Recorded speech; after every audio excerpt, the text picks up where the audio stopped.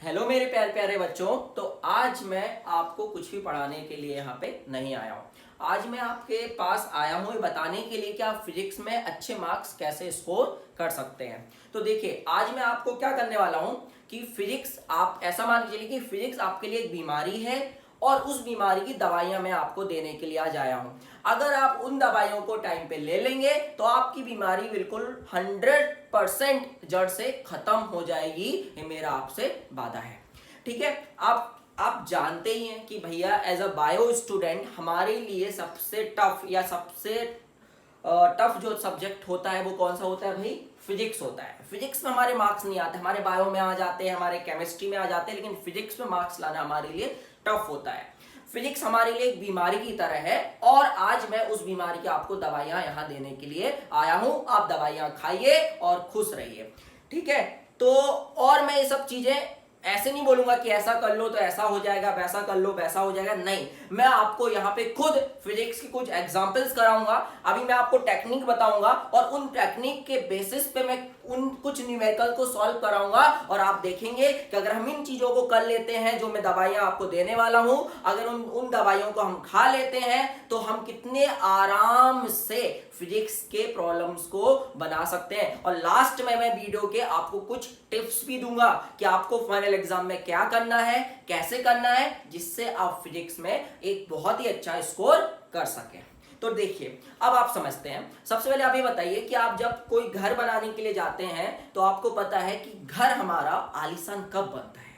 घर हमारा आलीशान या मजबूत कब बनता है? आलीशान तो हम बहुत तरीके से बना सकते हैं, लेकिन हमें पता है हम जितना भी आलीशान बना लें, अगर एक छोटा सा भूकंप आएगा ना तो हमारा घर पूरा का पूरा तहस नहस हो जाएगा। लेकिन अगर हम चाहते हैं कि हम उस तूफान में भी खड़े रहें, हम मतलब वहां पर अडिग रहें, तो हमें क्या करना चाहिए? हमें अपने फाउंडेशन को स्ट्रॉन्ग करना चाहिए। और फिजिक्स का जो फाउंडेशन है वो बेसिक मैथमेटिक्स में। तो मैं आपसे ये नहीं बोलूंगा कि आप पूरा का पूरा बेसिक मैथमेटिक्स पढ़ लो, क्योंकि ये आपको बहुत लोगों ने बताया होगा कि जो मैथमेटिक्स होती है वो लैंग्वेज होती है फिजिक्स की, और अगर हम फिजिक्स में अच्छा स्कोर करना है तो हमें बेसिक मैथमेटिक्स को करना होगा। अब बोलोगे सर आप तो वही बातें बोल रहे हो जो सब लोग बोलते हैं, वही तो हमसे नहीं होता है। अगर हमको मैथ्स आती होती तो बताओ भाई, हम 11th में बायो लिए थे? हम इसीलिए तो लिए थे क्योंकि हम मैथमेटिक्स से क्या थे भाई? डरते थे।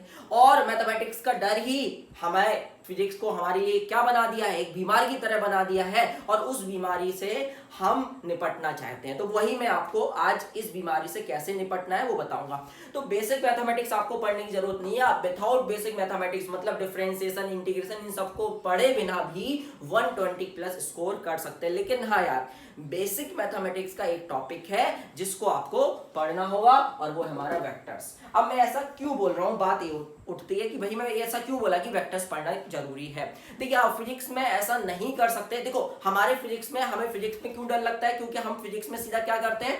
इलेक्ट्रोस्टैटिक्स पढ़ना स्टार्ट कर देते हैं, या हम फ्लूइड मैकेनिक्स पढ़ना स्टार्ट कर देते हैं, या हम एसएचएम पढ़ना स्टार्ट कर देते हैं। नहीं भाई, ऐसे काम नहीं चलेगा।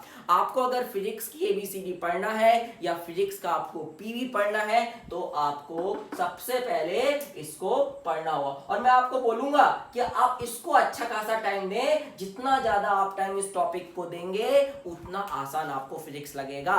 और मैं आपको एग्जाम्पल से समझाता हूं। जैसे कि मैंने पहले ही बोला था कि मैं हर चीज आपको एग्जाम्पल से समझाऊंगा। जैसे अपन जब मैकेनिक्स पढ़ते हैं तो हम बहुत सारे टर्म्स पढ़ते हैं। फोर्स हो गया, मोमेंटम हो गया, एक्सेलरेशन हो गया, वेलोसिटी हो गया। ये सब टर्म्स क्या है यार? वेक्टर्स है। फिजिकल क्वांटिटीज कैसी हैं? वेक्टर्स है। और वेक्टर्स में ऐसा नहीं होता। जैसे मैं आपको फिर से एग्जांपल से ही समझाऊंगा। जैसे मान लीजिए एक बॉडी है, एक बॉडी में आपने यहाँ पे 3 न्यूटन फोर्स लगाया, फिर आपने इसी बॉडी पे 4 न्यूटन फोर्स लगा दिया है ना। अब मैं अगर आपसे पूछूं, बताओ what is the total force on the body, या what is the net force on the body, तो आप यहाँ पे आप बोलोगे अरे सर ये तो बहुत आसान है, कैसे? 4 और 3 7, 7 आंसर आ गया। अरे भाई 7 आंसर नहीं आएगा। 7 आंसर तो कब आता? जब हम बेसिक मैथमेटिक्स की बात करते हैं, जो हम अभी यूज करते हुए, जो हम पढ़ते हुए आए 11th क्लास, हमने क्या पढ़ा कि 4 और 3 कितना होता है भाई? 7 होता है। यही पढ़ा कि नहीं पढ़ा? लेकिन वेक्टर्स इन रूल्स को फॉलो नहीं करता है, इसीलिए फिजिक्स हमारे लिए टफ हो जाती है। क्योंकि फिजिक्स में मोर देन 90% जो फिजिकल क्वांटिटीज है वो कैसी हैं? वो वेक्टर्स हैं। अगर स्केलर है, स्केलर का भी मैं आपको एक एग्जांपल देता हूं। चार्ज, जैसे एक बॉडी है, एक बॉडी को आपने 3 कूलम चार्ज दिया, फिर इसी बॉडी को आपने 2 कूलम चार्ज और दे दिया। अब मैं बताओ पूछूं आपसे कि बताओ भाई इस बॉडी पे नेट चार्ज क्या है या टोटल चार्ज क्या है, तो यहाँ पे आप 5 बोल सकते हैं, लेकिन यहाँ पे आप 4 और 3 7 नहीं बोल सकते। आप बोलोगे सर ये क्या बात हुई, यही तो दिक्कत है ना बेटा, क्योंकि फोर्स कैसी क्वांटिटी, फोर्स किसकी कैसी क्वांटिटी है, वेक्टर क्वांटिटी है। अब न्यूटन किसकी यूनिट है पहले अपन ये पता लगाते हैं, फोर्स की, और फोर्स कैसी क्वांटिटी है, वेक्टर, मतलब ये दोनों कैसे हैं, वेक्टर है। और वेक्टर को हम सिंपल मैथमेटिक्स के रूल से नहीं जोड़ सकते, इसके लिए एक स्पेशल मैथमेटिक्स होती है जिसको हम वेक्टर अलजेब्रा कहते हैं, तो हमें इनको जोड़ते आना चाहिए। क्यों, अब बोलोगे क्यों आना चाहिए, क्योंकि देखो देखिए अब आप बोलोगे ठीक है सर हम नहीं पढ़ते फोर्स के बारे में, हम मैकेनिक्स नहीं पढ़ते तो हमें क्या वेक्टर नहीं पढ़ना चाहिए, नहीं भाई, जब आप इलेक्ट्रोस्टैटिक्स पढ़ने जाएंगे, जब आप मैग्नेटिक फील्ड पढ़ने जाएंगे, जब आप इलेक्ट्रिक फील्ड पढ़ने जाएंगे, और अगर आपसे ऐसा सवाल पूछा जाएगा कि भैया एक चार्ज यहाँ है Q1, एक चार्ज यहाँ है Q2, बताइए यहाँ पे इलेक्ट्रिक फील्ड क्या होगी, तो अगर आपको यहाँ पे इलेक्ट्रिक फील्ड निकालनी होगी, मान लीजिए 60 डिग्री है, यहाँ पे इलेक्ट्रिक फील्ड क्या होगी, तो पहले आप इतना जानते हैं कि एक पॉइंट चार्ज है, ये भी यहाँ पे इलेक्ट्रिक फील्ड पैदा करेगा, ये भी यहाँ पे इलेक्ट्रिक फील्ड पैदा करेगा। मान के चलिए, मुझे आपको पढ़ाना नहीं है, आपको सिर्फ ये बताना है कि आपकी बीमारी क्या है ना, मान के चलिए कि इसकी वजह से यहाँ पे इलेक्ट्रिक फील्ड 4 वोल्ट पर मीटर है, यूनिट होती है इलेक्ट्रिक फील्ड की वोल्ट पर न्यूटन, वोल्ट पर मीटर, या यू कैन से न्यूटन पर कूलम, वो आप जानते हैं, वो कॉन्सेप्ट वो तो याद करना है, उसमें कुछ नहीं है। और इसकी वजह से अगर मैं बोलूं कि 3 वोल्ट पर मीटर है, या मान लो 4 वोल्ट पर मीटर इसकी वजह से भी है, अब आपको यहाँ पे नेट इलेक्ट्रिक फील्ड निकालनी है, तो आप 4 और 4 8 नहीं बोल सकते। क्यों नहीं बोल सकते, इसके लिए ही आपको ये टॉपिक पढ़ना है वेक्टर्स, क्योंकि इलेक्ट्रिक फील्ड भी कैसी क्वांटिटी है बेटा, वेक्टर है, वेक्टर है तो वेक्टर के लॉ को फॉलो करेगी, और वेक्टर के लॉ कैसे होते हैं, कैसे हम 2 वेक्टर्स को जोड़ सकते हैं, या कैसे हम 3 वेक्टर्स को जोड़ सकते हैं, 4 वेक्टर्स को कैसे जोड़ सकते हैं, हमें आना चाहिए। आप बोलोगे चलो सर इलेक्ट्रोस्टैटिक्स छोड़ देते हैं, अब तो सर वेक्टर्स नहीं पढ़ना पड़ेगा, लेकिन ऐसा नहीं है। जब आप मैग्नेटिक इफेक्ट ऑफ करंट में जाएंगे, जब आप करंट कैरिंग कंडक्टर की वजह से मैग्नेटिक फील्ड निकालने की कोशिश करेंगे, तो मैग्नेटिक फील्ड भी एक वेक्टर क्वांटिटी है, और अगर 2 करंट कैरिंग कंडक्टर होंगे, एक ऐसा करंट कैरी कर रहा होगा और एक ऐसा करंट कैरी कर रहा होगा, और यहां कहीं पे अगर हमको मैग्नेटिक फील्ड निकालनी होगी, इसकी वजह से एक होगी, इसकी वजह से भी एक होगी, टेस्ला उसकी ऐसा यूनिट होती है, इसकी वजह से एक टेस्ला होगी, इसकी वजह से भी एक टेस्ला होगी, तो आपका आंसर 2 टेस्ला नहीं होगा, हो भी सकता है। ये आपको कैसे पता चलेगा कितना होगा, तो आपको वेक्टर्स पढ़ना होगा, और वेक्टर्स मैंने एक लेक्चर डाला हुआ है अपने YouTube चैनल पर, अगर आप देखेंगे तो आपको मिल जाएगा, और उसमें मैंने आपको वेक्टर्स पढ़ाया भी है, और साथ ही साथ में भी बताया कि वेक्टर्स का यूज हमारे फिजिक्स में कहां कहां होता है। तो स्केलर्स अगर क्वांटिटी के साथ डील कर रहे हैं तो बल्ले बल्ले है, लेकिन वेक्टर्स क्वांटिटी के साथ डील करेंगे तो अभी बल्ले बल्ले नहीं होगी, जब तक कि हमको वेक्टर के लॉज नहीं आएंगे। ठीक है, तो एक चीज समझ में आई, ये हमारा फाउंडेशन है, मतलब हमें फिजिक्स स्टार्ट करना है तो वेक्टर्स पढ़ना है। अगर हमने वेक्टर्स नहीं पढ़ा है, आप फिजिक्स मत पढ़िए, नहीं तो आप कभी फिजिक्स नहीं सीख पाएंगे, और आप फिजिक्स को बदनाम करेंगे, आप दुनिया में जाके बोलेंगे अरे फिजिक्स कैसा सब्जेक्ट है, यहाँ तो 4 और 3 7 नहीं होता है, जबकि हमको तो 4 और 3 7 पढ़ाया गया है।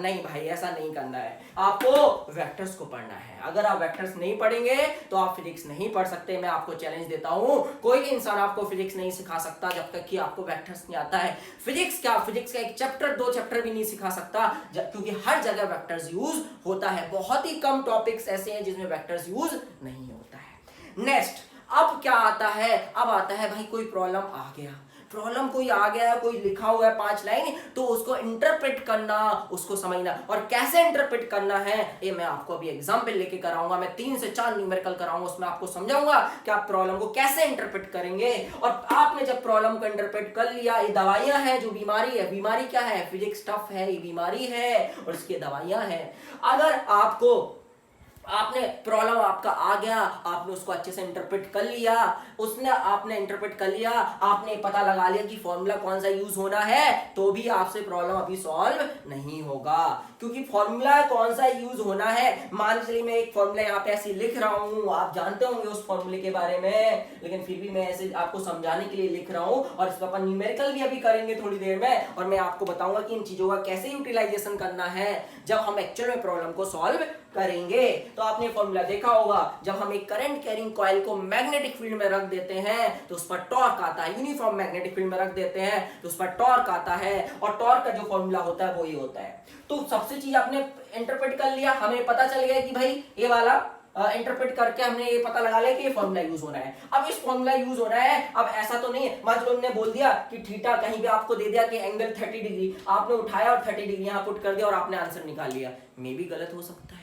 ये कब तक, क्यों? अब बोलोगे सर क्या थीटा 30 डिग्री दिया था, क्या दिक्कत है? भाई हमें पता होना चाहिए थीटा है क्या, मतलब कहने का ये कि इसमें जितने इस फॉर्मूले में कितने भी टर्म्स यूज हो रहे हैं, जो भी टर्म्स हो रहे हैं उनके बारे में बिल्कुल ज्ञान होना चाहिए, बिल्कुल क्रिस्टल क्लियर पता होना चाहिए कि B क्या है, I क्या है, N क्या है, A क्या है यहाँ पे, और थीटा क्या है, क्या थीटा क्या है।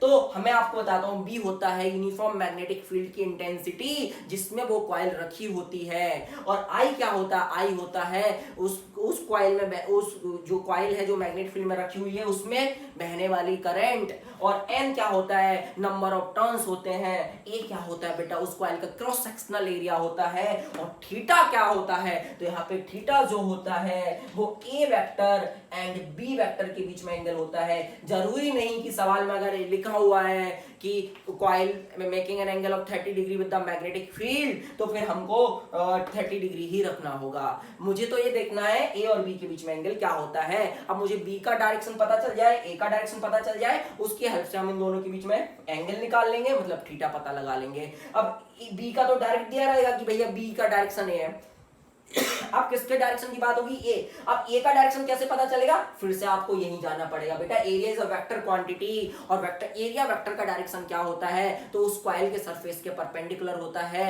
ये आपको पता होना चाहिए। पता कहां चलता है आपको, वेक्टर्स में, इसलिए फिर से वेक्टर्स आपको आना ही चाहिए। चलिए फॉर्मूला पता चल गया, फॉर्मूला में हर एक टर्म्स के बारे में भी हम जान गए। अभी भी सवाल बन जाएगा, नहीं बेटा अभी भी सवाल नहीं बनेगा, अब एक चीज और आनी चाहिए, वो है यूनिट कन्वर्जन। क्योंकि देखो भाई टॉर्क जो एसआई यूनिट होती है वो न्यूटन मीटर होती है, तो अगर मुझे टॉर्क एसआई यूनिट में चाहिए तो हमें इन सबको एसआई यूनिट में रखना पड़ेगा, इन सभी फिजिकल क्वांटिटीज को एसआई यूनिट में रखना पड़ेगा, तो सबकी एसआई यूनिट पता होनी चाहिए।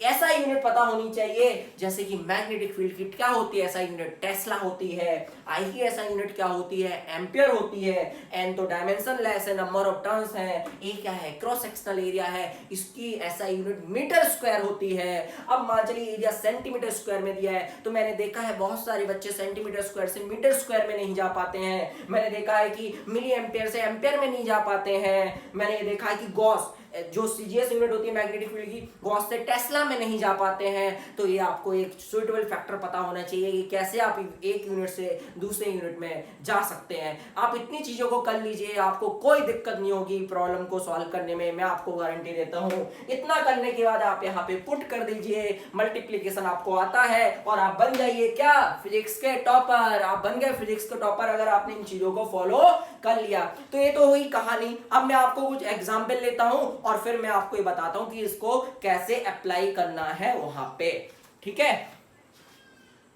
चलिए देखिए एक प्रॉब्लम मैंने यहाँ पे वेव्स का लिखा हुआ है, ये आपका नीट एग्जाम में 2018 में आ चुका है। अब मैंने आपको जो चीजें बताई हैं, देखिए इसमें वेक्टर्स का यूज तो नहीं होगा, लेकिन इसमें जो मैंने सेकंड स्टेप्स आपको बताया था कि आपको कैसे डील करना है प्रॉब्लम के साथ, उनका बहुत अच्छे से यूज होगा। तो चलो अपन इसको करते हुए देखते हैं कि जो मैंने आपको बताया उनकी मदद से आप कितनी आसानी से इस प्रॉब्लम को सॉल्व कर सकते हैं। ऐसा नहीं कि एक ही प्रॉब्लम ऐसा है, आप ये अप्रोच हर एक प्रॉब्लम में लगा सकते हैं और आप देखेंगे कि आपके आंसर आने लग गए, ठीक है। फिजिक्स में थोड़ा जल्दबाजी ना करें, प्रॉब्लम को आराम से इंटरप्रेट करें, पहले समझें कहना क्या चाह रहा है, उसके बाद ही आगे बढ़े। देखिए इसमें क्या है, the fundamental frequency of open organ pipe. सबसे पहले हमें दिख रहा है ओपन ऑर्गन पाइप, तो हमें ज्ञान होना चाहिए ओपन ऑर्गन पाइप। हम लिख लेंगे यहाँ पे ओपन ऑर्गन पाइप, जैसे मैं सॉल्व कर रहा हूं वैसे आपको करना है, ठीक है। हमने लिख लिया ओपन ऑर्गन पाइप, इसकी फंडामेंटल फ्रीक्वेंसी की बात कर रहा है, ठीक है। अब हमें पता होना चाहिए कि ओपन ऑर्गन पाइप में जो फ्रीक्वेंसी, अब फॉर्मूला है पता होना चाहिए भाई, इंटरप्रेट कर रहे थे प्रॉब्लम, साथ ही साथ फॉर्मूला भी पता होना चाहिए।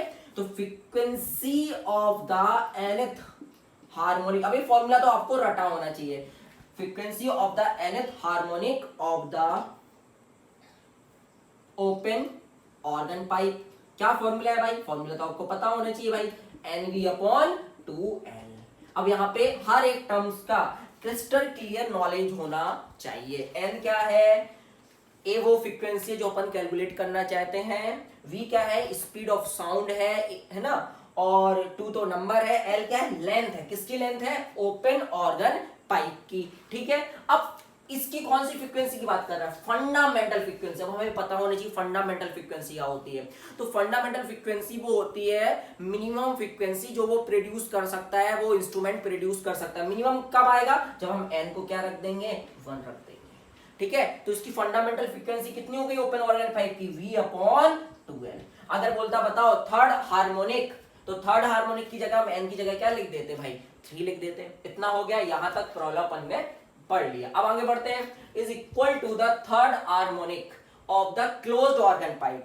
अब हमें जाना है क्लोज्ड ऑर्गन पाइप पे सॉरी, क्लोज्ड ऑर्गन पाइप। अब इसकी कहानी क्या है भाई, इसमें फ्रीक्वेंसी क्या होती है, फ्रीक्वेंसी ऑफ, इसमें फॉर्मूला होता है 2n-1 हार्मोनिक। आपको पता होगा इसमें सिर्फ ऑड हार्मोनिक्स होते हैं, इसमें आपके ऑड और इवन दोनों होते हैं, ये आप जानते होंगे कॉन्सेप्ट, ये तो पता होना ही चाहिए। मैं तो आपको बता रहा हूँ कि प्रॉब्लम को आपको कैसे एग्जाम में डील करना है ना।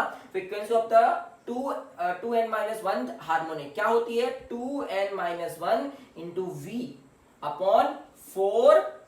यहाँ पे अपन O लिख देते हैं क्योंकि ओपन ऑर्गन पाइप की लेंथ है, और यहाँ पे हम C लिख देते हैं जिससे बाद में कोई कंफ्यूजन ना हो। अब कौन सी कर रहा है, इसकी थर्ड हार्मोनिक। तो हमें करना क्या है, हमें n की जगह 3 नहीं लिखना है, गलती ना करें। ये कौन सा हार्मोनिक है, 2n-1 हार्मोनिक। तो हमें थर्ड हार्मोनिक करना है ना, तो हम 2n-1 की जगह 3 रख देंगे। ओवरटोन होता है, वो सब होता है, लेकिन अभी प्रॉब्लम को सॉल्व करना है, मैं सिर्फ आपको वो समझा रहा हूँ। यहाँ पर लिखेंगे 3V/4LC। अब अकॉर्डिंग टू द प्रॉब्लम ये दोनों, इसकी फंडामेंटल फ्रीक्वेंसी और इसका थर्ड हार्मोनिक एक दूसरे के इक्वल है। आप इन दोनों को एक दूसरे से इक्वेट कर लीजिए, आप देखेंगे V और V यहां से कट जाएंगे, और आपको क्या दिया हुआ है, length of the close organ pipe, close और LC दिया हुआ है, आप कैलकुलेट कर लेंगे LO। क्या कैलकुलेट कर लेंगे भाई आप, LO।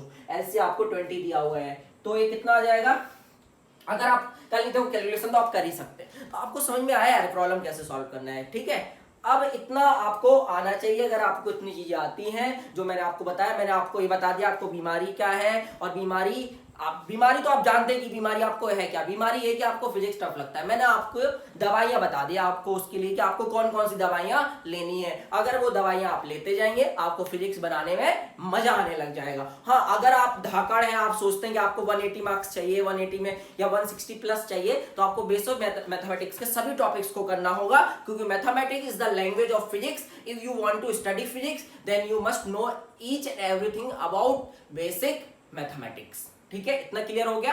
अब मैं आपको बेटा जाते जाते कुछ टिप्स भी देना चाहूंगा कि आप एग्जाम में क्या करें और क्या ना करें। जब आप नीट एग्जाम देने जाए तो आपको क्या करना चाहिए, तो आप जानते हैं यहाँ पे मैं और भी एग्जाम्पल ले सकता था, लेकिन मैं लेक्चर को बड़ा नहीं करना चाहता हूँ, क्योंकि मैंने आपको जो अप्रोच बताई है, आप वही अप्रोच अगर हर एक प्रॉब्लम में फॉलो करेंगे तो आपका हर एक न्यूमेरिकल आसानी से सॉल्व हो जाएगा, आपको कोई भी दिक्कत नहीं होगी। आपको अपना पहले वेक्टर्स को स्ट्रॉन्ग करना है, आपको यूनिट कन्वर्जन अच्छे से आने चाहिए, आपको इंटरप्रेट करते आना चाहिए। चाहे आप जो भी फॉर्मूला पढ़ते हैं उस फॉर्मूला को सिर्फ याद नहीं कर लेना है कि BI/N sin थीटा होता है, नहीं, B के बारे में ज्ञान होना चाहिए, I के बारे में ज्ञान होना चाहिए, क्रिस्टल क्लियर होना चाहिए जितने भी टर्म्स उसमें यूज हो रहे हैं। फिर इंटरप्रेट कीजिए, प्रॉब्लम को सॉल्व कीजिए, आपको आपका आंसर मिल जाएगा। देखिए अब क्या है, जब आप फाइनल एग्जाम देने जाएंगे तो मैं आपको क्या टिप्स देना चाहता हूं, ध्यान देंगे। देखिए भाई, हर कोई बायोलॉजी बनाता है सबसे पहले, सही है, बनाना भी चाहिए पहले, क्योंकि देखिए एग्जाम में क्या होगा ना कि आप अगर बायोलॉजी बनाएंगे, और बायोलॉजी आप जानते हैं कि अच्छे से पढ़ के जाते हैं, और बायोलॉजी में स्कोरिंग करना थोड़ा सा आसान होता है। जब आपका स्कोरिंग होने लग जाएगा ना तो आपके अंदर कॉन्फिडेंस आने लग जाएगा, और जब आपके अंदर कॉन्फिडेंस आने लग जाएगा ना तो आप वो चीज भी कर सकते हैं जो आपसे नहीं बन रही हो। लेकिन अगर आपने गलती से पहले फिजिक्स उठा लिया और मान के चलिए शुरू के 3-4 प्रॉब्लम बहुत टफ थे, आपसे नहीं बने, आप पूरा पेपर बिगाड़ कर आ जाएंगे। इसलिए हमेशा जब आप एग्जाम दें तो आप उन क्वेश्चंस को पहले बनाएं जो आपको आसानी से बन जाए और जिनके आंसर आसानी से आ जाए, या आपने पहले कहीं ना कहीं वो प्रॉब्लम को सॉल्व किया हो। नए प्रॉब्लम, अगर नया टाइप का प्रॉब्लम दिख रहा है तो एग्जाम में पहले कभी वो ना उठाएं, क्योंकि अगर आपका कॉन्फिडेंस गिरेगा तो आपसे फिर आगे चल के जो बन रहा होगा वो भी नहीं बनेगा, और आपका पेपर पूरा गंदा चला जाएगा, बिगड़ जाएगा। इस चीज का ध्यान रखिए। तो बायोलॉजी ही बनाना है, फिर सब जानते हैं भाई केमिस्ट्री बनाना है, सही बात है, और लास्ट में फिजिक्स बनाना है। अब आप टाइम को कैसे डिस्ट्रीब्यूट करें, तो देखो यार, आपको अगर 600 प्लस मार्क्स चाहिए नीट एग्जाम में, तो आपको बायो को खत्म करना होगा 40 से 45 मिनट में विथ बबलिंग। आपको इस 45 मिनट में बबल भी करना है 90 क्वेश्चंस को, और उनको सॉल्व भी करना है, और गलतियां भी नहीं करनी है। ये नहीं कि जल्दबाजी में आप गलतियां कर दो, आपको सबसे पहले ये करना होगा, ठीक है। उसके बाद आप क्या करेंगे, आप केमिस्ट्री को 1 घंटा दे सकते हैं। आप फिजिक्स के लिए आपके पास कितना बचेगा, 1 घंटा 10 मिनट मान लेते हैं, ठीक है। यहाँ पे अपन 50 मिनट ले लेते हैं। अब देखो जब आप बायो का पेपर देंगे तो बायो में आप सीधा क्वेश्चन नंबर 1 से स्टार्ट कर दीजिए, कोई दिक्कत नहीं है। आपको ये देखने की जरूरत नहीं है कि कौन से क्वेश्चंस बायो में पूछे गए, कौन से नहीं पूछे गए, क्योंकि आपको पता है कि अगर आपको 600 प्लस चाहिए तो बायो में आपको 90 क्वेश्चंस को अटेम्प्ट करना ही करना है। और अगर आपको 90 को अटेम्प्ट करना है तो उसमें तो कुछ छोड़ना है नहीं। अगर छोड़ना है नहीं तो आप तो सीधा 1 नंबर से स्टार्ट कीजिए। पेपर को ओवरव्यू मत लीजिए, बायोलॉजी के पेपर का ओवरव्यू नहीं लेना है, उसमें टाइम बर्बाद नहीं करना है, उसमें टाइम बर्बाद नहीं करना है, क्योंकि उसमें आपको 90 में 90 बनाना है। ऐसे ही केमिस्ट्री में भी आपको 45 में 45 बनाना है, तो उसमें भी अपना टाइम बर्बाद नहीं करना है।